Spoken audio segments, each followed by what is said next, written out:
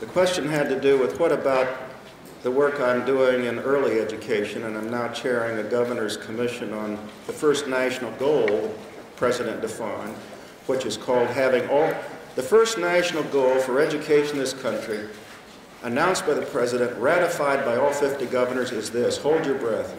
By the year 2000, every child in America will come to school ready to learn. That's the first goal. Now, and I've been asked by the governors to chair a committee to tell us how we can assess whether children are ready to learn. Oh boy. I met with them a week or so ago and kept my patience, barely. Met with Governor Romer yesterday in Denver about the task. So let me just, without getting into the politics of that, let me say, I can't think of any goal that's more essential. And while I've given 100 years of my life to higher education, I can only tell you that if America doesn't face up to the way children are suffering in this country and the way that a third or more are coming to school not ready to learn, I don't think we're going to have universities worth the name. To put it another way, education is a seamless web. And education genuinely does begin at birth and before birth.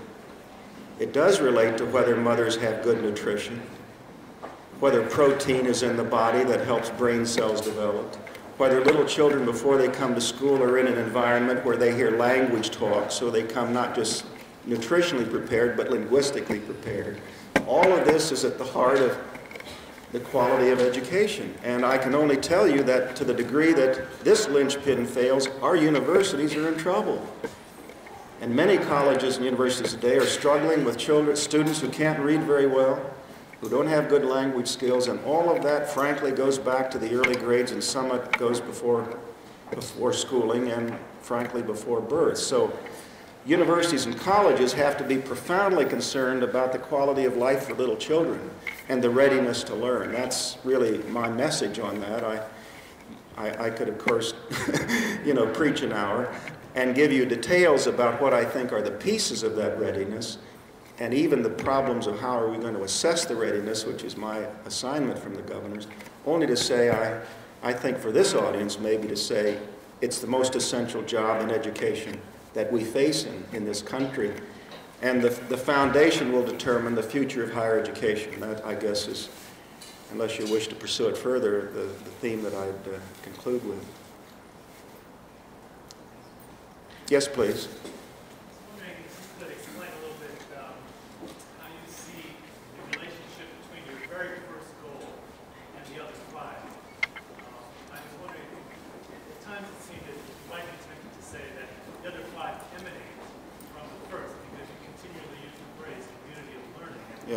Yeah. I think the answer to this question actually has great practical significance in terms of translating your ideals into practice here at a university. If the other five really do emanate from the first, that's where all our energy should go. Concerns for justice, concerns for caring, will follow from in terms of learning. I think that's enormously perceptive and absolutely right. Indeed, the reason I get a little frothy about that first point is that there is so much a temptation to talk about a college community in the same way you would talk about every other community. I mean, I don't want these to sound like they're from Mount Sinai, but let's assume that they have some legitimacy. You could take the last five and say they apply to any community. That is, you want it to be disciplined, you want it to be caring, you want it to have a sense of tradition. You see what I'm getting at? The linchpin of the university is that it has a sense of its educational mission that penetrates and becomes the authentic agenda. And if you don't have that, you've created a pleasant place. You haven't created a university. Now, I've been to colleges that I think are good communities but are not authentic communities of learning. I mean, they have played up that side. And the fact that whenever the community issue comes up, it's seen as something outside, like deans of students. Well, that's for the student personnel people to worry about. No, we're not here creating, a weekend in the mountains. I mean, it either stands or falls on whether there's authentic integration around the educational purposes. That's the way I view it. And then all of the qualitative dimensions of that, as you said, are secondarily supportive to that. But I think if we don't get into the interior of whether we have at the spine of this thing, the nature of the purpose of the institution, and that's the reinforcing that's shared by faculty and students and cuts across departmental lines. And the problem is we are so fragmented structurally between the faculty and student culture, between the administration and the faculty, between the graduate students and the others, between the departmental divisions, that you really wonder, is there any there? I mean, we become a holding company for the bureaucracy of the academy, not rather an arrangement that's driven by the purposefulness. So, yeah, that's why your point is absolutely right, because without that you can have a community but not a community of learning. And that's why I think no one can get off the hook on the centerpiece. And faculty of all groups are at the heart of this because they presumably are, in the best sense, the arbiters of that. And I mean that in the best sense. I mean, I believe the faculty are the university, in the best tradition, as we're talking about it. So they are the definers of community in that sense. And then there are a lot of people helping to support that. And that's why I think the classroom, interestingly enough, is the point. When I remember a place, and the thing that's interesting, when you ask people to remember college, they rarely remember a classroom. They'll remember, you know, some big event or a Rathskeller, a party, and I think the remembrance of the classroom as sort of the anchor point of community is really the test of whether the community orbits out from that. So I'm simply saying what you said with a greater economy of words. Yeah. You've outlined a number of inadequacies in higher education. Could you give examples of the reverse, where in fact things are positive, Oh. there is community? Oh. Yeah, well, sure. Let me begin by saying I think that without question the American system of higher learning is the most outstanding in the world. In the world. And I don't know if, I can't even tell you what I'd put in second place anymore. And I say that more. I know there are those from other countries, and I will listen to you and respect, but my sense is that we are in many ways the model for the world. And as I look across the globe, and I travel here and there, I don't mean to be world authority, but I'm very interested in international comparative higher education. Write a monthly column for the London Times, which goes, it's kind of an international newspaper. I don't see any place where I think there is great health in higher education. Been to India recently, been to Chile recently, been to China recently, been to England recently, been to the European community recently, where they're organizing, incidentally, speaking of coordination, we talked about that with the president, the European community now has an international coordination around higher education that makes our even intra-state arrangements embarrassing, where students can move back and forth from university. But still, overall, in my view, American higher education is the most outstanding in the world, certainly in terms of research, certainly in terms of access, and I really think in terms of its concern about teaching.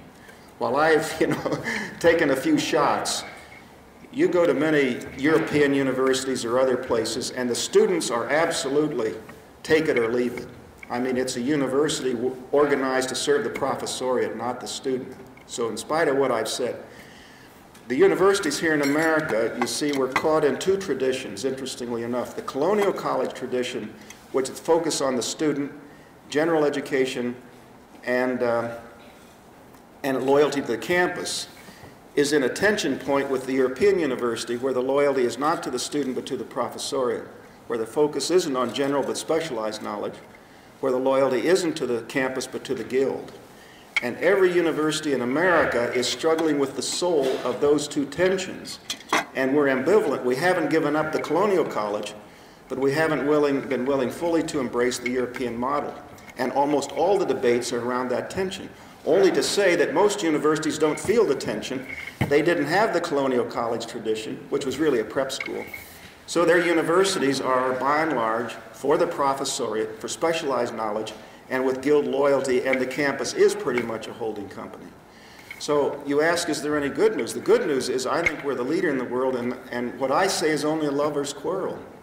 Let's make it continuing to be good, and let's not get derailed. It's not to say, and also I think final point on this, as I told the presidents, I talked to a group of presidents, I find this the most interesting moment in higher education in 40 years, because in the 50s we were too giddy, in the 60s too depressed, too frightened, in the 70s too depressed, and in the 80s we started to come back to what I guess I call clinical health. And clinical health is defined, are you confident enough to think there's a tomorrow and scared enough to want to make it better? And I think that's where we are. And so I find it a wonderfully interesting moment, and when I go to campus, I find them talking about questions that weren't even raised, like the teaching and research issue, like accountability, like the quality of campus life, weren't even raised a few years back. So yes, I'm optimistic, at least until lunch. Most days. You recited your new paradigm of scholarship of inquiry, integration, application, teaching. There's a sense that that runs against the tide. Where do we start the reversal? This is the last question. Thank you.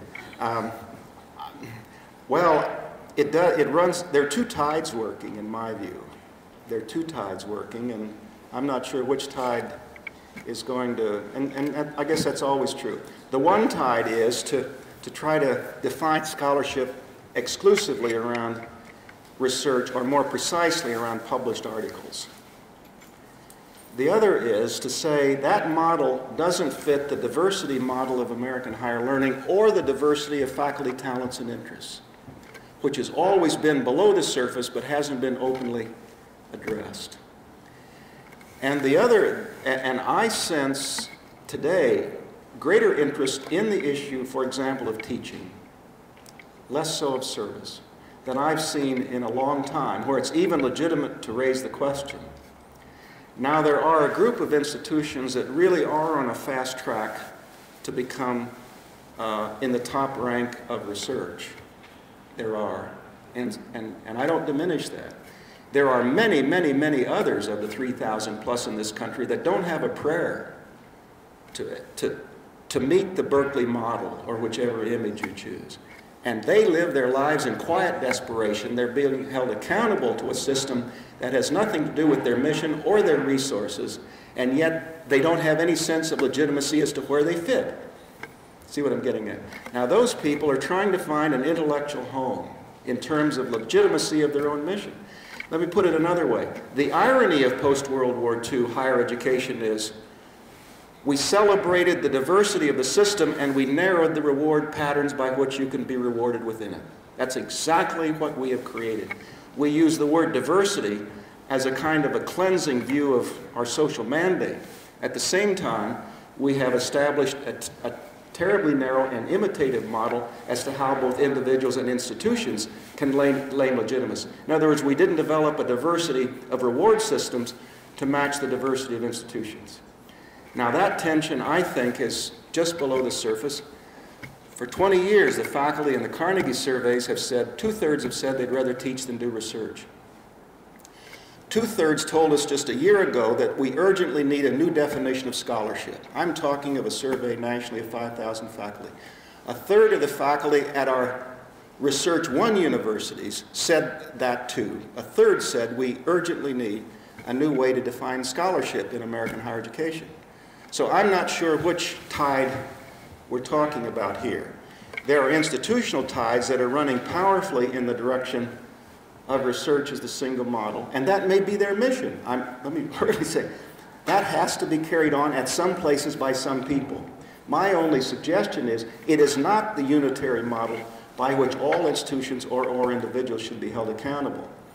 I've also argued that we need a multiple model for faculty across a lifetime. Instead of a repetitive reward system that's single and unitary, we have a chapter in a book just released called Scholarship Redefined, which we call Mosaic, which we call, what do we call it? I forget. Doesn't matter, but the notion is that you would have a, creativity contract. in which faculty could be free to define a contract for professional work for 3 or 4 years. The next 3 to 4 years, they could go in a different course and be rewarded for that the next 4. In other words, the renewal across a lifetime. So we have the mosaic of talent as well as it's kind of a two-dimensional view. Only to say, I think, no, there's a lot of conflict about this. Some people misunderstand my intentions that's try to diminish research. It's only try to acknowledge the scope of research and put that paradigm on higher education as well as on individual talent and free up a lot of talent instead of suppress it. That's all I'm suggesting. And I think that would make higher education better. It would strengthen research. It would give legitimacy to integration, which we urgently need. It would understand the application of knowledge and then celebrate great teachers too. This is a wonderful place. Thanks for inviting me to be with you.